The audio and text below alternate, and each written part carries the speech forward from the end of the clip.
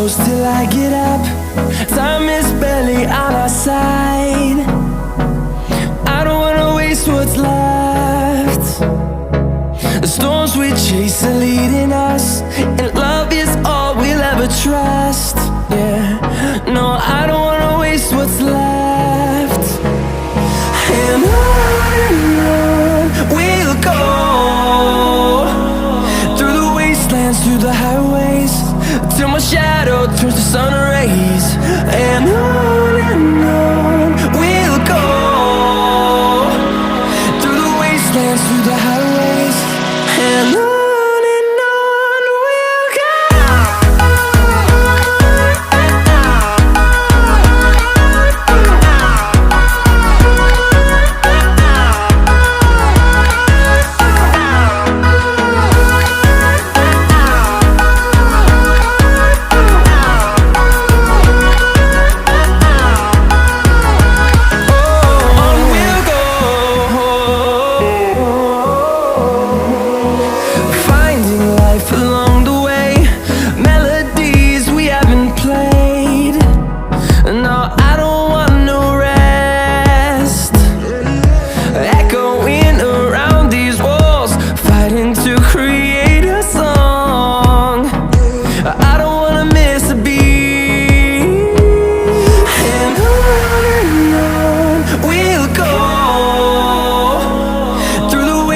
Through the highways, till my shadow turns to sun rays.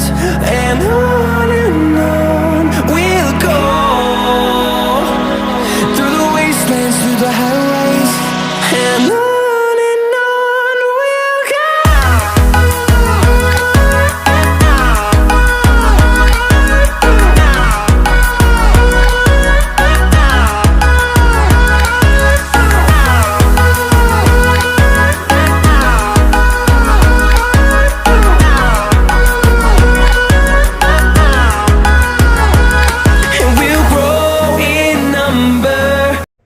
अभी हम museum के अंदर है। यहाँ पर बहुत ही कीमती सामान पड़ा है जो युद्ध में काम आता है, और ये उन महाराणा प्रताप जी की पगड़ी पड़ी है।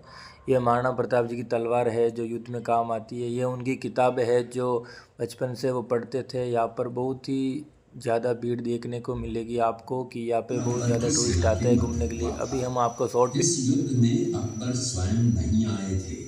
उन्होंने आमेर जयपुर के राजा मानसिंह को अपना सेनापति बनाकर भेजा था।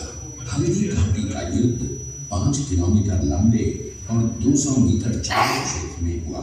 आप लोग सभी संग्रहालय में खड़े हैं। संग्रहालय से 200 मीटर की दूरी पर चेतक की समाधि है, जहां पर महाराणा प्रताप के स्वामी भक्त घोड़े चेतक को दफनाया गया था। यहाँ से 2 किलोमीटर की दूरी पर हल्दी घाटी दर्रा है। इस दर्रे की विशेषता है कि यहाँ की प्राकृतिक मिट्टी व पत्थरों का रंग हल्दी जैसे पीले रंग का है। इस दर्रे के चारों तरफ महाराणा प्रताप की वीर आदिवासी सेना राणा पूंजा के नेतृत्व में तैनात थी। ये सेना तीर, भाले, पत्थर चलाने में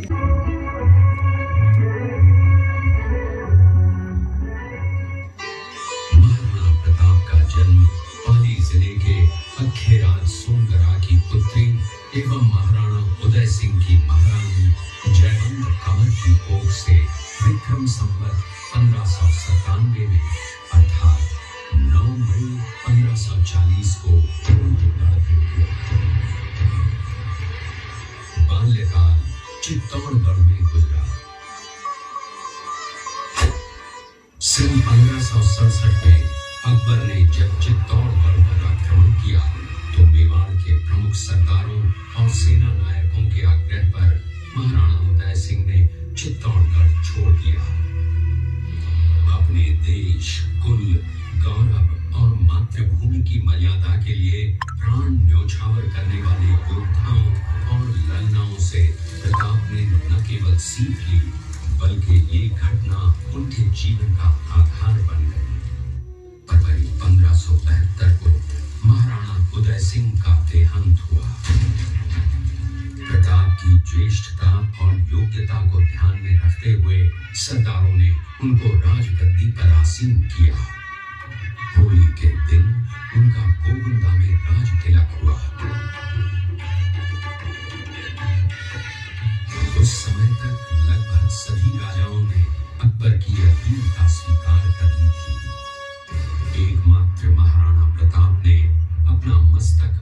के आगे नहीं झुकाया।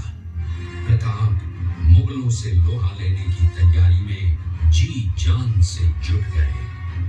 18 जून 1576 की सुबह हल्दी घाटी और खमनोर के मध्य एक मैदान में ऐतिहासिक युद्ध हुआ।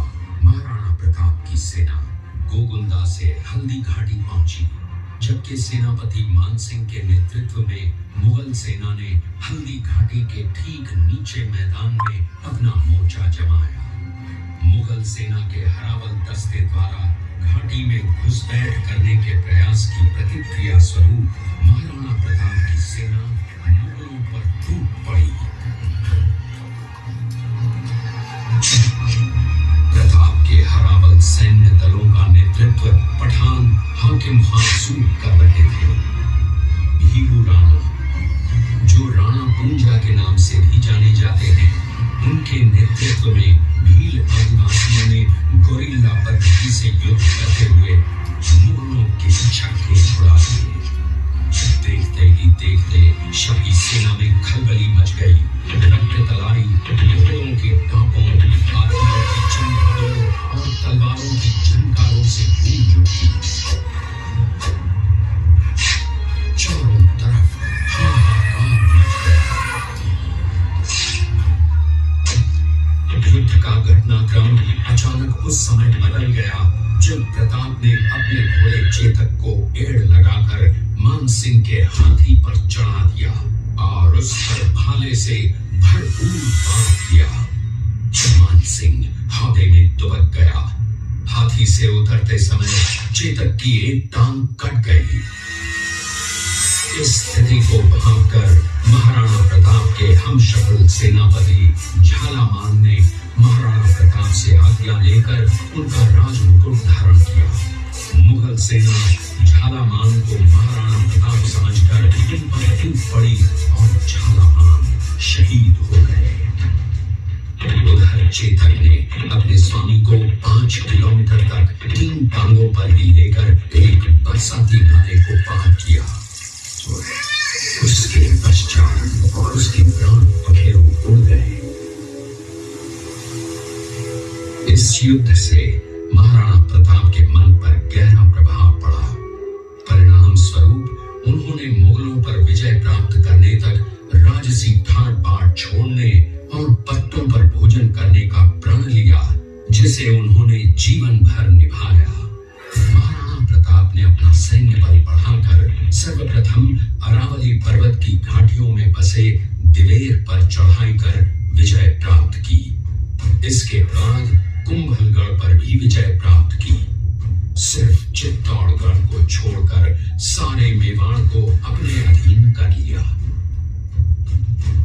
कालांतर में महाराणा ने चावंड में अपनी राजधानी स्थापित की।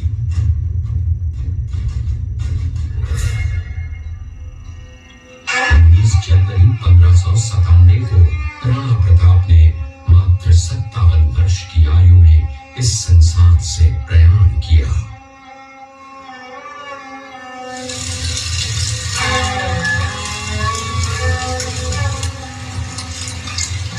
हल्दी घाटी का युद्ध एक सांप्रदायिक युद्ध न होकर आत्मसम्मान, मातृभूमि की स्वतंत्रता व स्वाधीनता का संघर्ष था।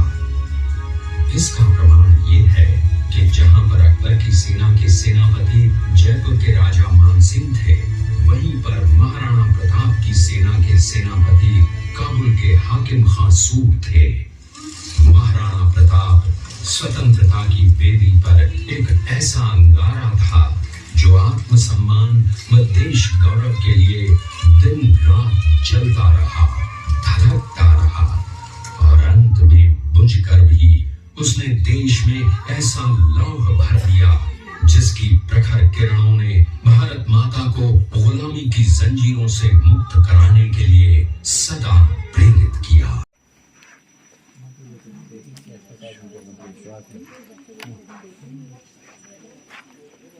इस किले का निर्माण महाराणा कुंभा ने करवाया था। इस किले के अंदर 9 मई 1540 ईस्वी में महाराणा प्रताप का जन्म हुआ था। इस किले की ऊंचाई समुद्र तल से 3568 फीट की है। इस किले की दीवार 36 किलोमीटर तक फैली हुई है। इस दीवार का नाम ग्रेट वॉल ऑफ चाइना। इसी किले के अंदर महाराणा प्रताप का बचपन बीता था। इस किले की तलहटियों में महाराणा प्रताप ने अपने गुरु से शिक्षा प्राप्त की थी। ये किला 12 वर्ग किलोमीटर में फैला हुआ है। इस किले पर जब भी ये शेरपुर गांव का दृश्य है। अब्दुल रहीम खान कुंवर उदय सिंह की हत्या करके मेवाड़ की राजगद्दी प्राप्त करना चाहता था। एक रात्रि बनवीर सिंह को मौका मिला। वो राजकुमार उदय सिंह के बड़े भाई विक्रमादित्य सिंह की हत्या करके राजमहल की तरफ आगे बढ़ा। इसकी सूचना पन्नाधाय को लग गई। कुछ समय तक पन्नाधाय चिंतित हुई। तभी पन्नाधाय ने अपने पुत्र चंदन को राजसी कपड़े पहनाकर पलंग पर सुला दिया और उदय सिंह को एक टोकरी के अंदर छिपाकर पत्तों से ढक के महल के बाहर निकालकर गुप्त रास्ते से कुंभलगढ़ भेज दिया। बनवीर सिंह जब तलवार लेकर राजकक्ष में आया तो उसने पन्नाधाय से कड़क आवाज में उदय सिंह के लिए पूछा तो पन्नाधाय ने चंदन की तरफ इशारा किया। बनवीर ने चंदन को उदय सिंह समझकर चंदन की हत्या कर दी और ये समझने लगा कि मैंने राजकुमार उदय सिंह को मार दिया। वही राजकुमार बड़े होकर राजा बने और अपने नाम का उदयपुर नगर बसाया जो यहाँ से 40 किलोमीटर दूर है। और उन्हीं के पुत्र महाराणा प्रताप हुए जिन्होंने हल्दी घाटी का युद्ध लड़ा और आज हम लोग उनका इतिहास यहाँ पर देख रहे हैं। ये देखते हुए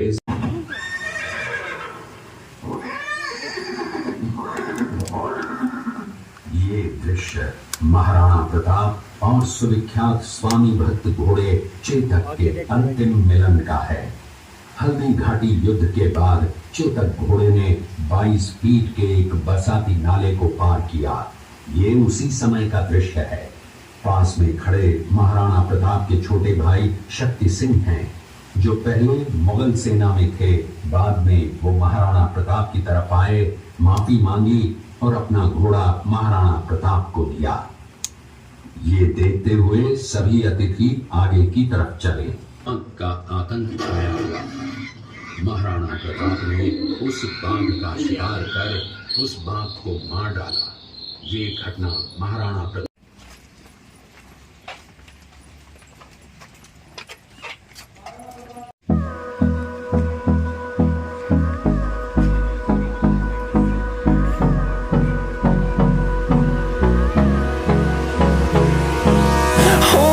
close till I get up. Time is barely on our side. I don't wanna waste what's left. The storms we chase are leading us.